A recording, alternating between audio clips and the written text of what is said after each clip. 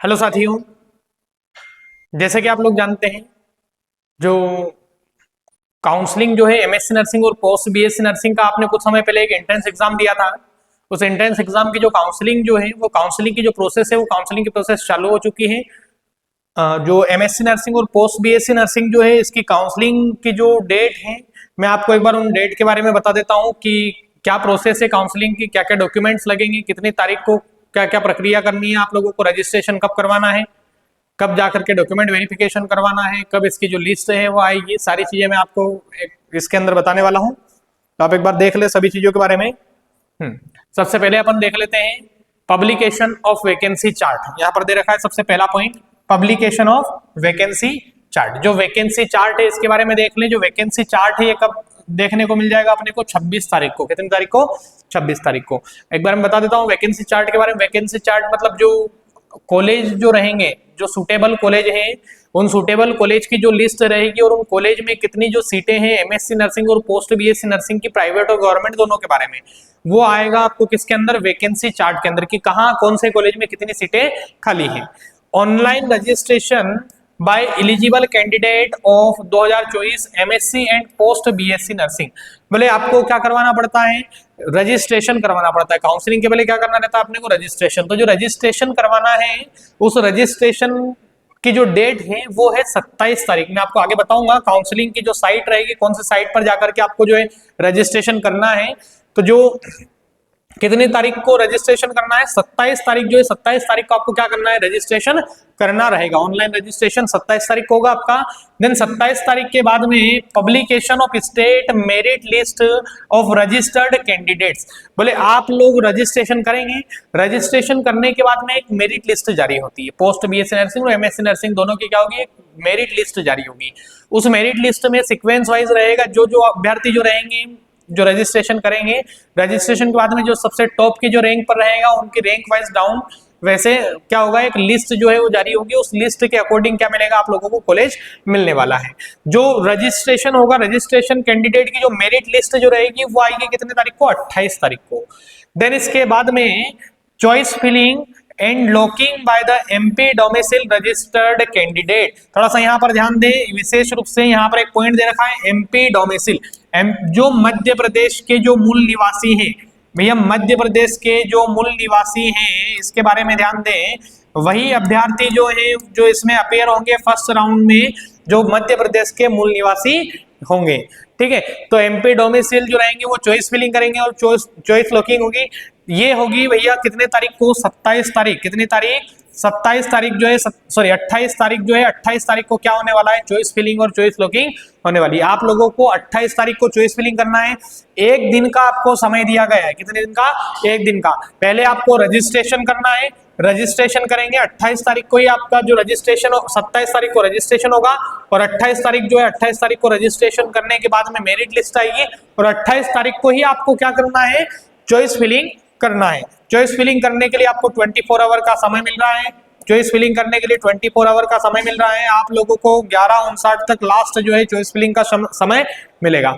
Then choice filling करेंगे। Choice filling के बाद में क्या होगा? प्रोविजनल अलॉटमेंट होगा। जो प्रोविजनल अलॉटमेंट होगा, बोले फर्स्ट राउंड का जो रिजल्ट आएगा उस रिजल्ट में कौन कौन से कॉलेज जो है आपको मिले हैं, वो रिजल्ट में बताएगा आपको कि कौन सा कॉलेज जो है आपको अलॉट हुआ है, गवर्नमेंट हुआ है या प्राइवेट हुआ है। आपकी रैंक के अकॉर्डिंग आपको कॉलेज मिलेंगे। तो जो रिजल्ट आएगा फर्स्ट राउंड का वो आएगा कितनी तारीख को? 30 तारीख को जो है आपका रिजल्ट आने वाला है। देन उसके बाद में reporting and admission eight allotted college in person for document verification and admission process. बोले अगला जो है वो है किसके लिए? डॉक्यूमेंट वेरिफिकेशन के लिए। बोले क्या होने वाला है? Document verification. बोले कितनी तारीख को डॉक्यूमेंट आपको कॉलेज अलॉट हो गया? कॉलेज अलॉट होने के बाद में क्या होना है? डॉक्यूमेंट वेरिफिकेशन होना है। जो डॉक्यूमेंट वेरिफिकेशन की जो डेट है वो है 31 तारीख। कितनी तारीख? 31। मतलब आपको कॉलेज, सबसे पहले कॉलेज की लिस्ट, कॉलेज का आपका नाम आएगा। कॉलेज की लिस्ट में नाम आने के बाद में आपको क्या करना है? उस कॉलेज में जाना है। कॉलेज में जाकर के आपके जो डॉक्यूमेंट्स हैं उन डॉक्यूमेंट वेरिफिकेशन को, मतलब जो डॉक्यूमेंट्स उनको वेरीफाई करवाना है और एडमिशन की जो पूरी प्रोसेस है वो कंप्लीट करना है। ध्यान दें विशेष रूप से यहाँ पर कि जो डॉक्यूमेंट वेरिफिकेशन का जो लास्ट समय है वो शाम को 6 बजे तक का रहने वाला है। शाम को 6 बजे के पहले पहले आपको आपकी एडमिशन की जो प्रक्रिया है वो पूरी करना है।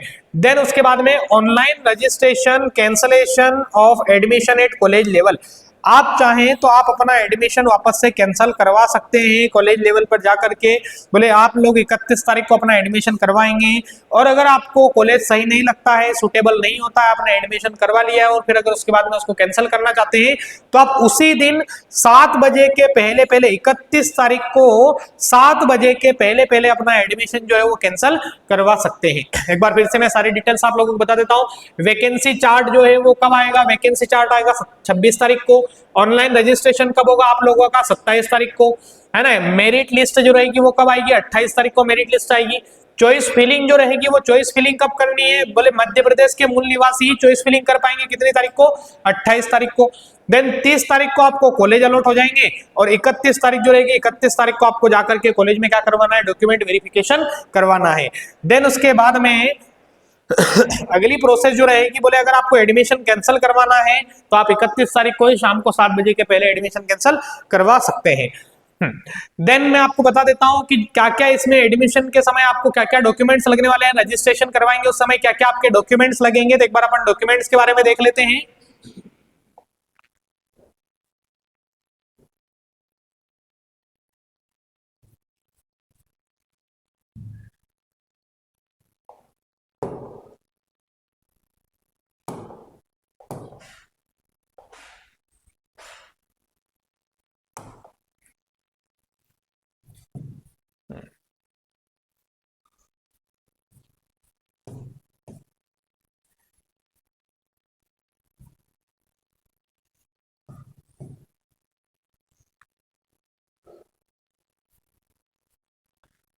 एक बार डॉक्यूमेंट्स के बारे में अपन देख लेते हैं क्या क्या डॉक्यूमेंट्स लगने वाले हैं। हाँ, ये पहले यहाँ पर देख लें, जो रिजर्वेशन जो है आपको किस प्रकार से जो रिजर्वेशन है वो मिलने वाला है।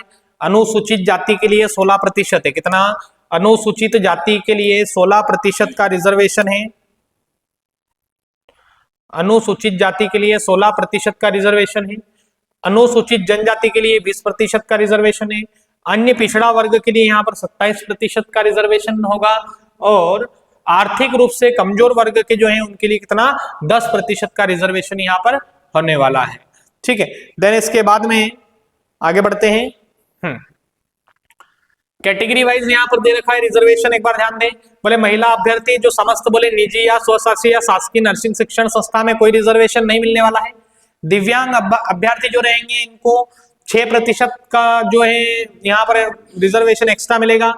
स्वतंत्र सेनानी अभ्यर्थी जो रहेंगे इनको 3% का जो है यहाँ पर मिलेगा रिजर्वेशन अलग से।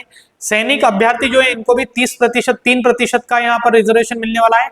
और आशा कार्यकर्ता जो रहेगी इनको एएनएम के लिए कितना? 25% का रिजर्वेशन मिलने वाला है। ध्यान दें सभी, मैंने आपको रिजर्वेशन के बारे में बताया है। एक बार अब अपन देख लेते हैं क्या क्या जो है डॉक्यूमेंट्स की आपको यहाँ पर आवश्यकता लगने वाली है। जो चॉइस फिलिंग करेंगे तो आपको क्या क्या डॉक्यूमेंट की आवश्यकता लगेगी, एडमिशन के समय क्या क्या प्रोसेस रहेगी और क्या क्या डॉक्यूमेंट की आवश्यकता आपको लगने वाली है। तो एक बार देख लेते हैं डॉक्यूमेंट्स के बारे में। बोले प्रवेश पात्रता परीक्षा हेतु अभ्यर्थी के पंजीयन की छाया प्रति।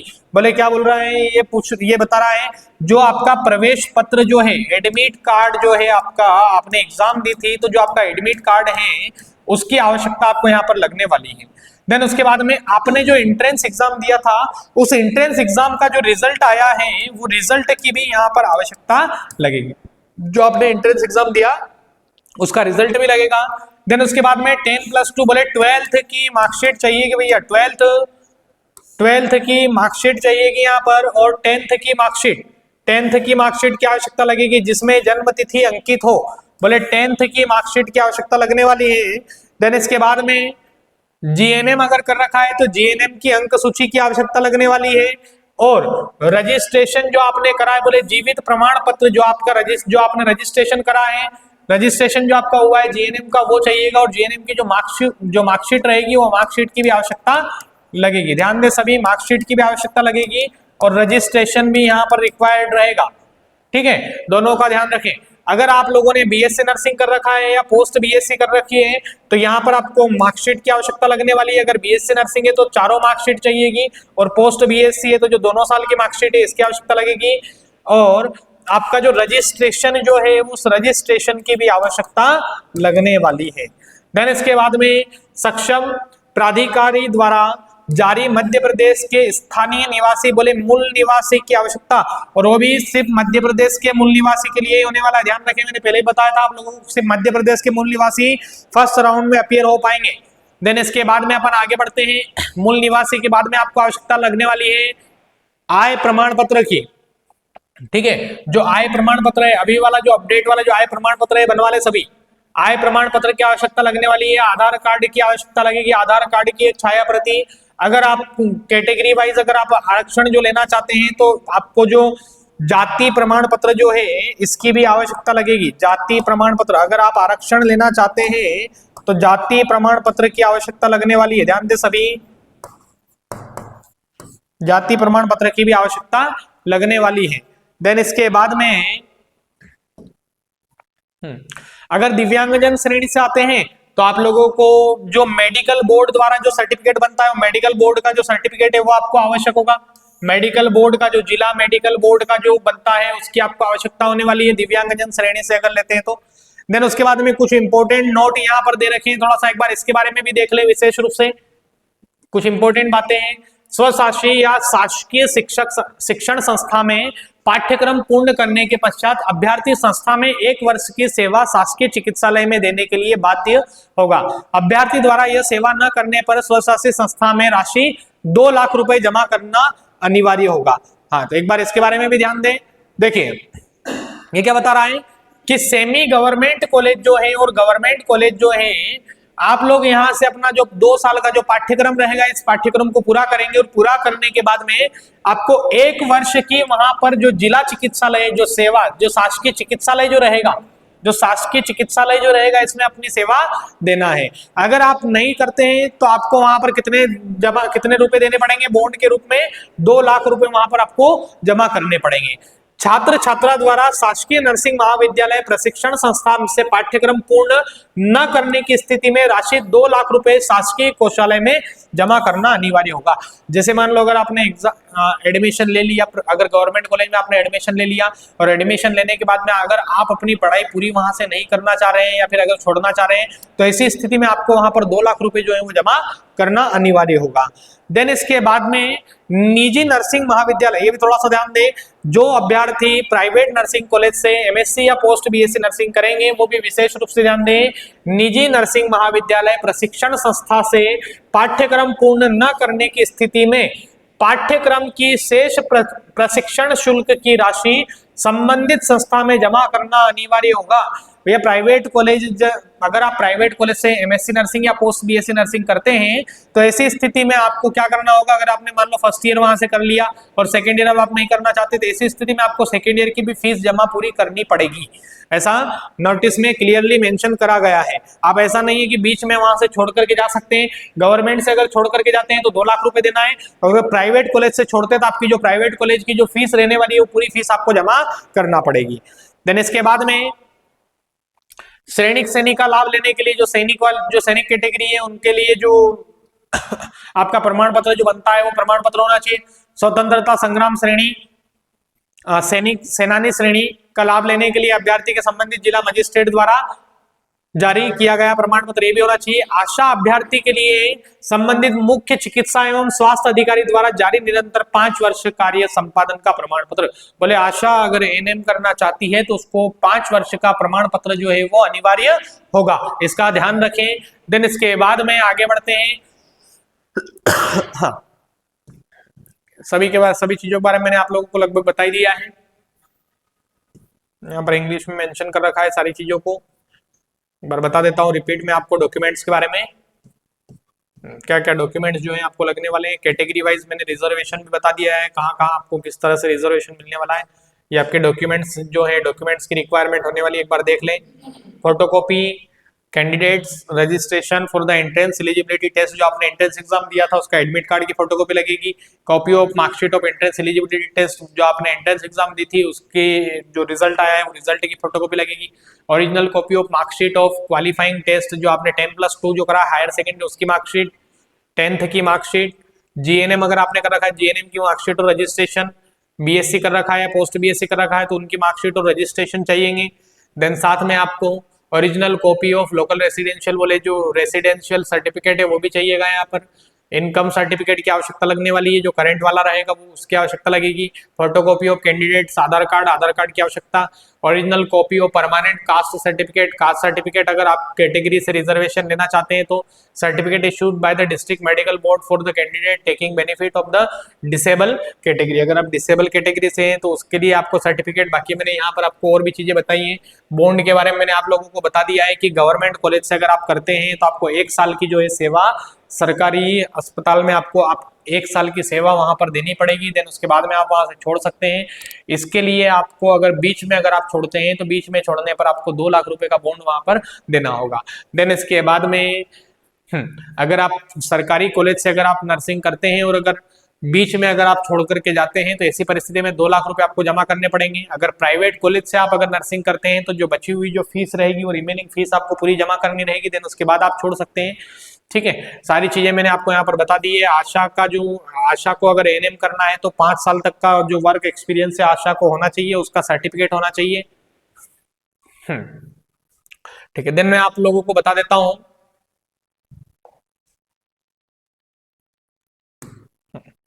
देन अपन देख लेते हैं कि जो कौन सी साइट है, कौन सी साइट पर आपको जाकर के रजिस्ट्रेशन करना है और कौन सी साइट पर आपकी चॉइस फिलिंग होगी।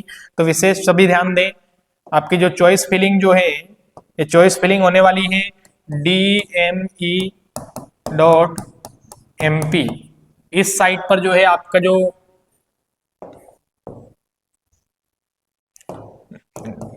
dme.mp, गूगल पर आप सर्च करेंगे dme.mp। इस साइट पर जो है आपका जो रजिस्ट्रेशन है वो रजिस्ट्रेशन होने वाला है, सभी ध्यान दें।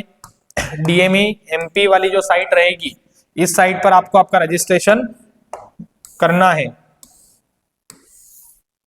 ठीक है, सभी dme.mp की साइट पर जाकर के अपना रजिस्ट्रेशन करें। रजिस्ट्रेशन करने के बाद में आपको जो चॉइस फिलिंग होगी, चॉइस फिलिंग होने के बाद में जो सेंटर अलॉट होंगे, फिर आपको कॉलेज में जाकर के डॉक्यूमेंट वेरिफिकेशन करवाना है और एडमिशन लेकर के आपकी जो क्लासेस है वो कंटिन्यू करना है। क्लियर है? ठीक है, अगर किसी अभ्यर्थी को रजिस्ट्रेशन में कोई प्रॉब्लम आती है या फिर रजिस्ट्रेशन या काउंसलिंग में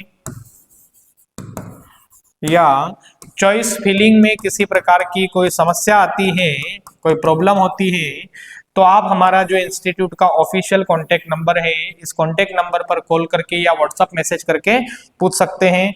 हमारा जो कांटेक्ट नंबर है वो है 7049820105। इस नंबर पर आप